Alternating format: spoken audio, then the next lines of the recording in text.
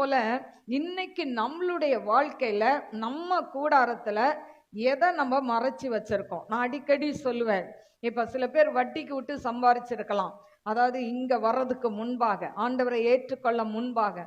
அப்ப என்ன பண்ணுவாங்க, சிலர்கிட்ட அடமானம் வாங்குவாங்க.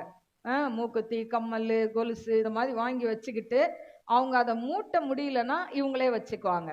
அந்த அடமான பொருள் உங்க வீட்டுக்குள்ள இருக்கும்போது அது சாபம்.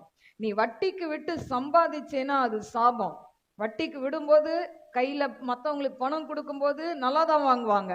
கொடுக்கும்போது எப்படி இருக்கும், திருப்பி கொடுக்கும்போது ஐயோ இவ்வளோ வட்டி போதே, இவ்வளோ வட்டி போதே, அழுது அழுது கொடுப்பாங்க.